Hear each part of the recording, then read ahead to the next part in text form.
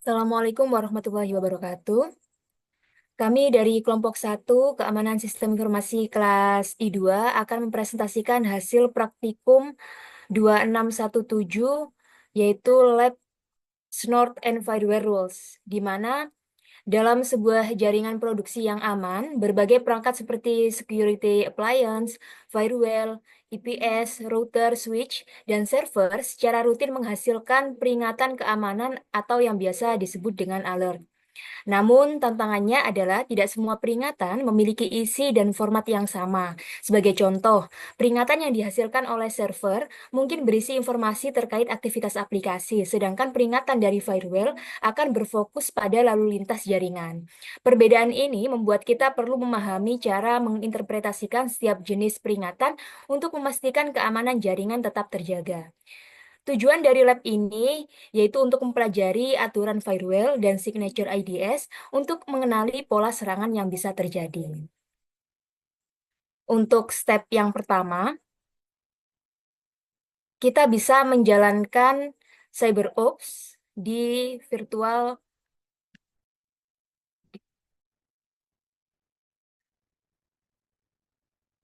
Kita bisa menjalankan CyberOps di VirtualBox.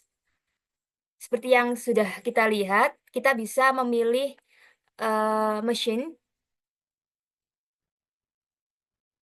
lalu settings, lalu ke bagian network. Pada opsi attach to, kita bisa memilih Bricked Adapter agar VM terhubung langsung ke jaringan fisik. Lalu kita bisa mengklik OK untuk menyimpan pengaturannya.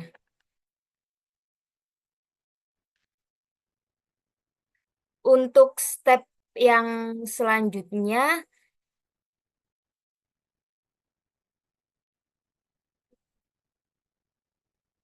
step B, di mana kita diminta untuk mengkonfigurasi jaringan dengan script DHCP. Kita diminta untuk membuka terminal, lalu mengklik dan mengetikkan sudo.striplet.support.files.script strip configure yes dhcp.sh. Lalu mengklik enter. Nah, di situ kita diminta untuk memasukkan password. Passwordnya yaitu CyberOps.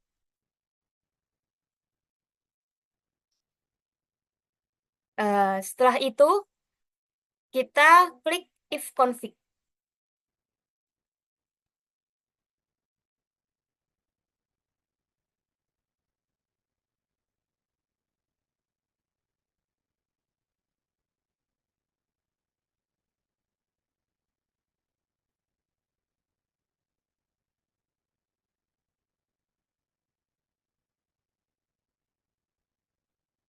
Setelah if config, kita bisa mengecek konektivitas ke internet dengan ping www.cisco.com.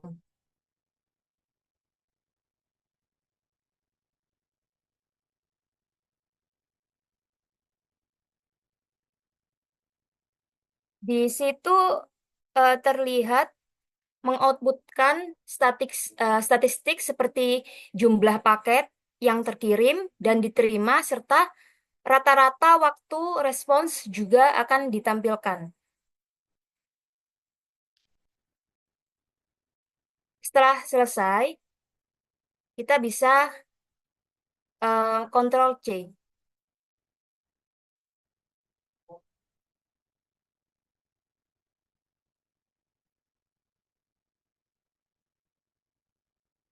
Untuk yang selanjutnya akan dijelaskan oleh teman saya.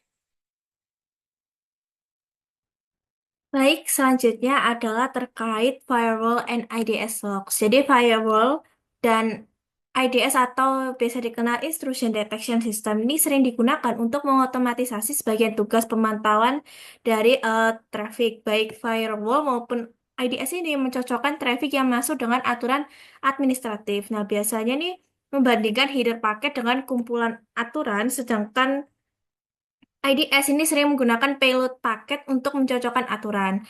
Nah, karena firewall dan IDS ini menerapkan aturan yang telah ditentukan pada bagian berbeda dari paket IP, maka struktur aturan untuk IDS dan firewall ini pastinya berbeda. Nah, eh, meskipun terdapat perbedaan dalam struktur aturan, ada beberapa kesamaan pada komponen-komponen aturannya. Contohnya, aturan firewall maupun IDS ini memiliki komponen pencocokan atau matching components dan komponen aksi atau action components, yang dimana komponen pencocokan ini itu menentukan elemen-elemen paket yang menjadi perhatian seperti sumber paket, tujuan paket, protokol, dan perlapisan transport serta data yang ada di dalam payload paket.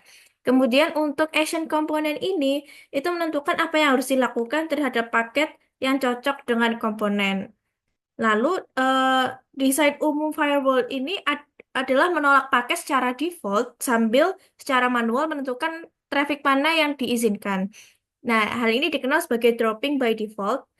Yaitu desain ini memiliki keunggulan melindungi jaringan dari protokol yang tidak dikenal dari serangan.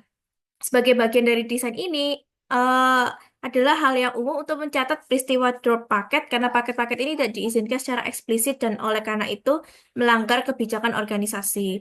Peristiwa semacam itu harus dicatat untuk analisis di masa depan. Kemudian untuk step yang pertama adalah pemantauan atau monitoring log IDS secara real time, yang dimana di CyberOps Workstation VM ini jalankan perintah eh, sudo dot lab dot support dot files slash script slash cyberops underscore extended underscore topo underscore no underscore vw dot py. Nah, di sini kita akan melihat mininet seperti yang tampak di sini yang menandakan mininet ini siap menerima perintah. Kemudian dari mininet tersebut eh, buka shell R1 menggunakan perintah atau prompt extern R1.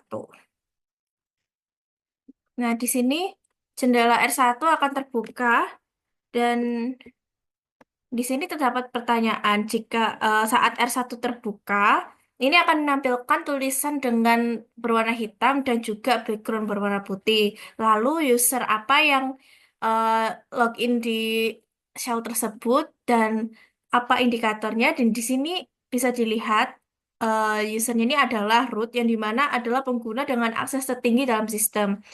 Dan biasanya ini ditandai dengan simbol hashtag yang menunjukkan itu adalah pengguna root.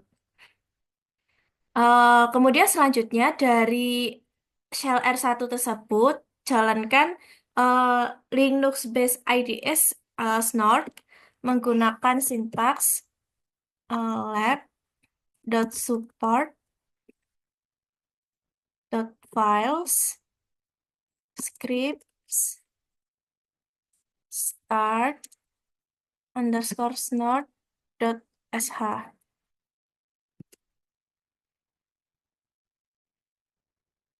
Nah, setelah menjalankan Snort ini akan berjalan dalam mode IDS untuk memantau traffic jaringan berdasarkan aturan di file konfigurasi. Nah, di sini tidak akan ada prompt baru yang akan muncul selama Snort ini berjalan. Dan jika Snort ini berhenti dan prompt yang seperti awal yaitu root at secops analyst hashtag itu muncul kembali, maka jalankan ulang script kembali untuk memulai Snort lagi. Nah, Snort ini harus tetap aktif untuk menangkap dan mencatat alert selama proses pemantauan log IDS ini. Untuk penjelasan selanjutnya akan dijelaskan oleh rekan saya.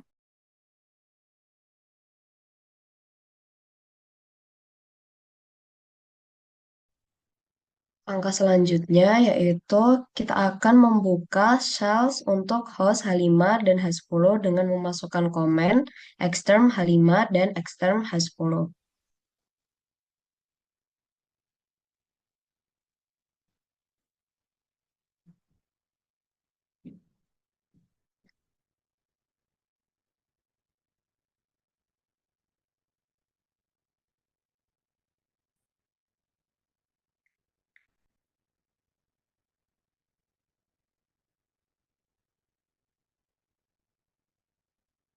Untuk selanjutnya, di terminal H10 akan mensimulasikan server yang ada pada jaringan yang menghosting malware. Lalu kita akan menjalankan command ./lab.support.files/scripts/mal_server_start.sh untuk menjalankan server.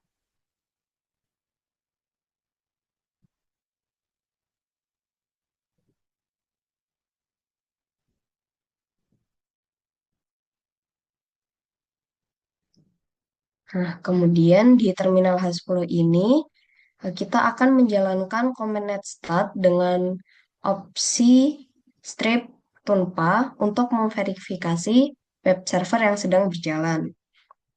Lalu di sini muncul output, terdapat proto atau protokol yang digunakan, yaitu TCP, lalu ada receive queue dan send queue yang bernilai 0, yang berarti layanan berjalan dengan baik, lalu ada local address, foreign address, state, dan PID atau program name-nya yaitu SYNC. Nah, dapat dilihat dari output tersebut yang berarti web server NINX sedang berjalan dan mendengarkan koneksi pada port TCP 6666. Selanjutnya, di terminal R1 yang sudah dibuka sebelumnya sedang berjalan instance dari Snort. Lalu jika kita ingin menambahkan komen yang lebih banyak pada R1, kita akan membuka terminal R1 yang baru dengan memasukkan perintah extern R1.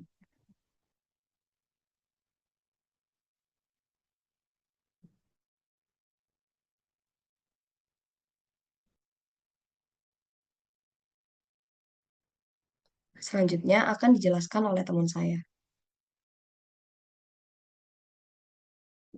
Hmm, di pada terminal 1 kita menjalankan perintah file dengan opsi F untuk memantau file var log not alert secara real time. File ini ada tempat not yang bisa dikonfigurasikan untuk menetap. Jika belum ada perintah maka file log harus kosong. Jika sudah pernah menjalankan lab ini sebelumnya, dari peringatan lama mungkin muncul.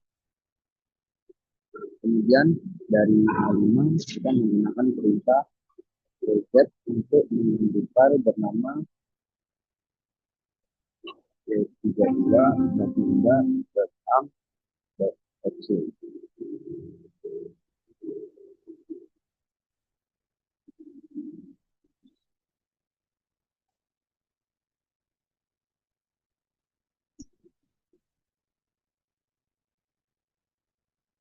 Di sini ada pertanyaan, port apa yang digunakan saat berkomunikasi dengan server web? Yaitu server web digunakan oleh berkomunikasi melalui port 666. Port ini terlihat pada URL yaitu setelah tanda titik 2. Yang kedua, apakah file berhasil diunduh sepenuhnya? Ya, file tersebut berhasil diunduh sepenuhnya tanpa ada masalah. Dan yang ketiga, apakah IDS menghasilkan peringatan terkait unduhan file ini? Ya, IDS atau sistem deteksi intrusi mendeteksi aktivitas mencurigakan dan menghasilkan peringatan. Ketika file berbahaya melewati R1, IDS Snap memeriksa file webnya, yaitu dengan menjalankan perintah file in. Peringatan yang ditampilkan adalah 428. Di sini juga ada pertanyaan. Pertama, berdasarkan pernyataan di atas, apa alamat 4 sumber dan tujuan yang dikenakan dalam transaksi? Alamat IP sumber 209 155 200 235. Alamat IP tujuan 209 165 202 133. Berdasarkan peringatan di atas, apa port number dan juga port number juga satu top 8 top. Port tujuan 666. Berdasarkan peringatan di atas, kapan unduhan terjadi? Unduhan eh, terjadi pada 28 April ke 11.04.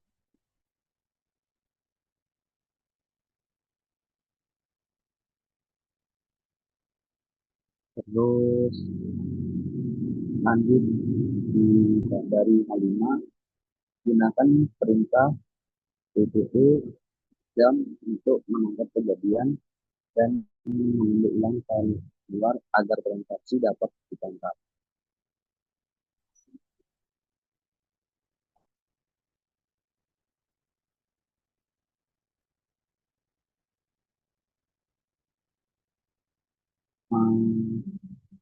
Perintah jam untuk menangkap paket pada Nisa H5.eth0 dan menyimpan tangkapan ke file bernama ninja.download.pcap.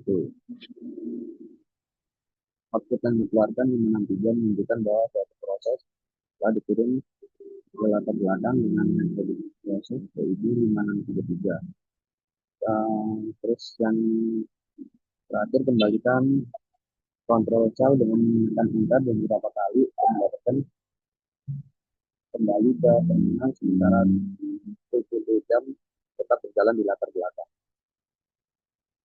Untuk step selanjutnya akan dijelaskan lagi.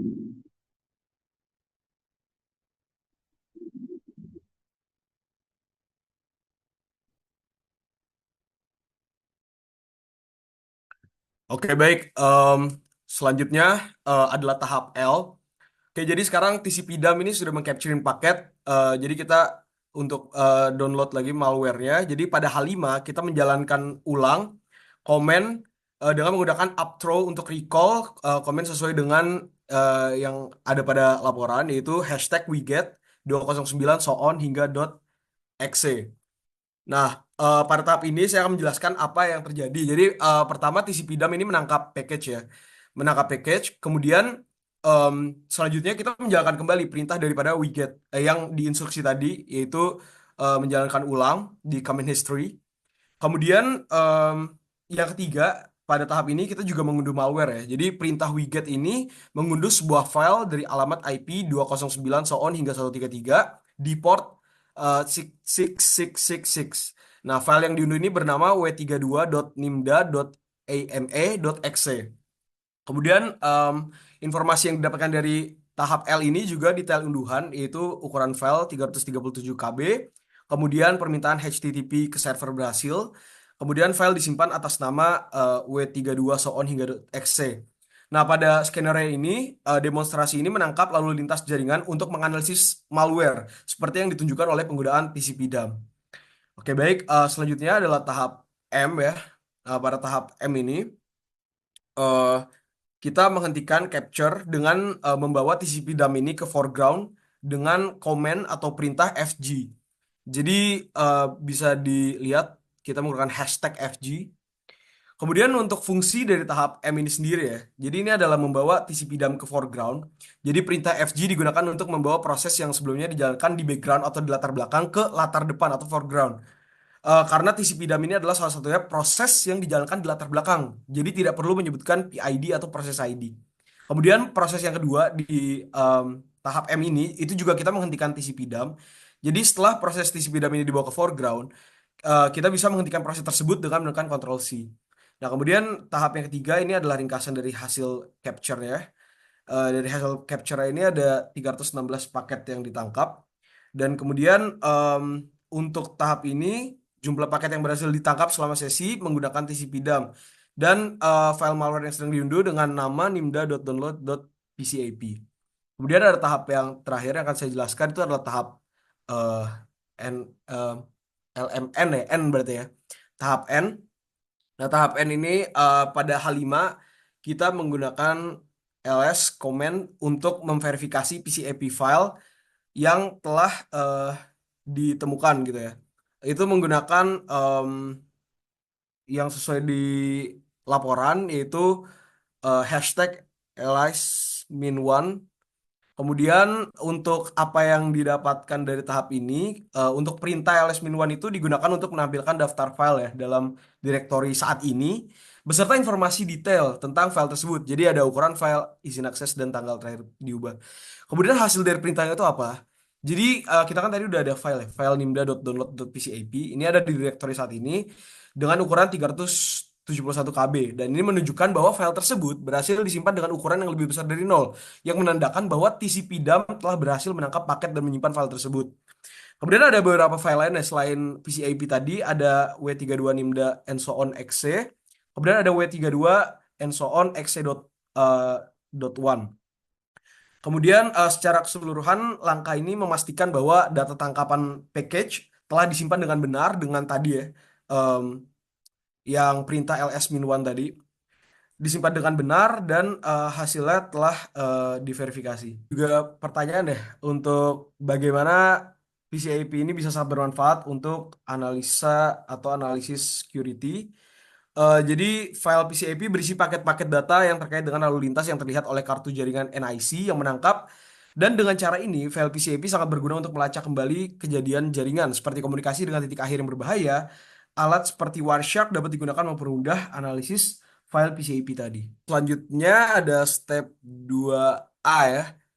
Em, untuk step 2A ini, jadi em, kita ini akan belajar tentang labs topologi ya. Jadi R1 itu tidak hanya dijalankan pada IDS tapi juga sangat populer di base Linux ya. Kemudian pada tahap ini yang pertama kita pada CyberOps Workstation VM kita akan memulai third R1 pada terminal window dengan mininet yaitu xterm R1.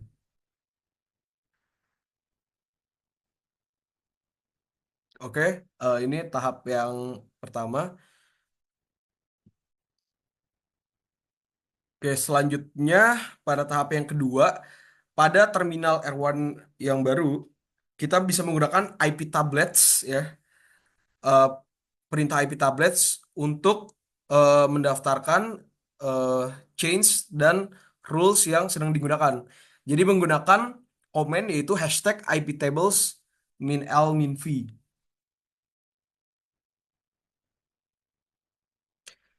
Dan pada tahap ini, apa change atau rantai yang digunakan pada R1? Ini ada pertanyaan pada lab. Yang digunakan adalah input, output, dan forward. Seperti itu.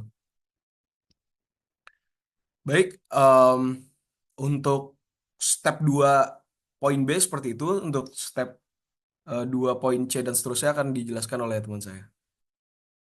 Kemudian untuk eh, step C, yaitu kita menambahkan aturan pada firewall, di mana di firewall berbasis IP tables, yang data yang melewati router tanpa ditujukan untuk router itu sendiri akan melewati forward chain.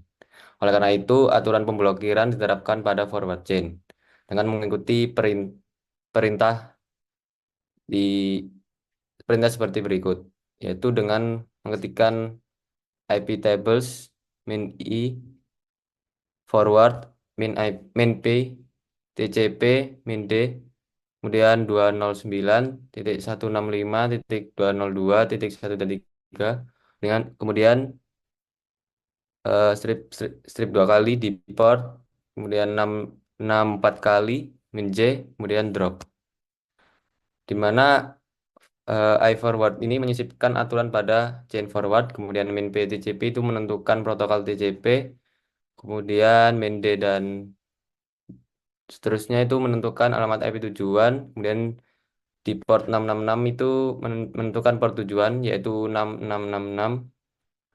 Kemudian eh, efeknya yaitu paket yang menuju server 209.165.202.133 pada port 6666 akan diblokir dan dibuang sehingga tidak sampai ke server tujuan.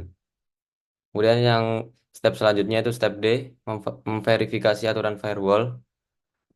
Kemudian untuk menampilkan aturan dalam firewall yaitu dengan IP tables min L min V. Kemudian aturan baru pada forward chain seperti hasil berikut.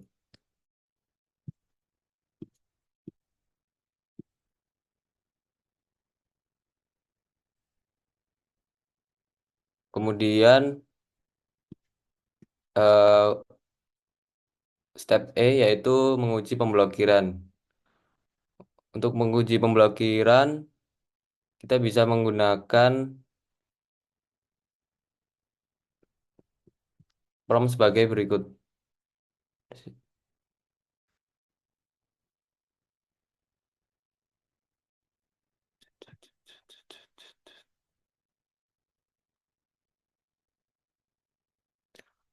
Gunakan w w WGET 209.165.202.133.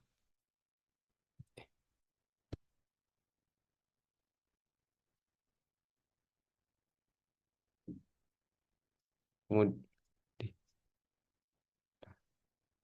Kemudian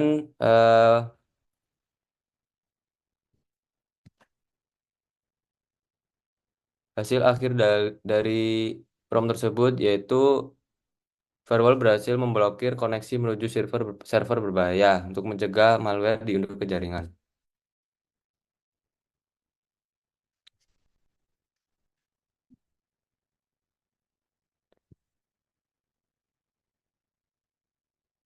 Kemudian ada pertanyaan, what would be a more aggressive but also valid approach when blocking the offending server? Yang daripada hanya memblokir IP, protokol, dan port, sebuah aturan bisa dibuat untuk langsung memblokir alamat IP server tersebut. Dengan cara ini, akses ke server itu akan sebenarnya terputus dari jaringan internal. Kemudian selanjutnya part 3 yaitu terminate and clear mininet process, yaitu mengakhiri atau menutup mininet dengan perintah di terminal yaitu quit. Kemudian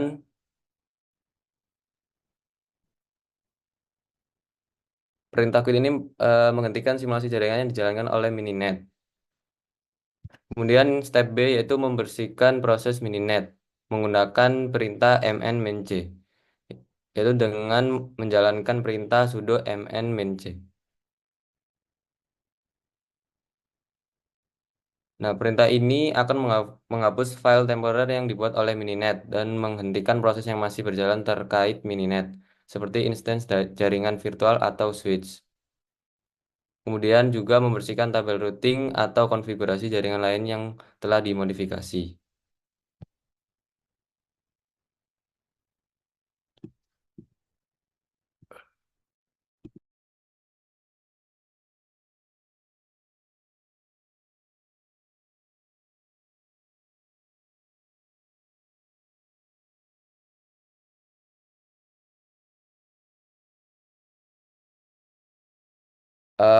Mungkin itu saja penjelasan dari kami tentang Snort and Firewall Rules. Maaf bila ada salah kata. Wassalamualaikum warahmatullahi wabarakatuh.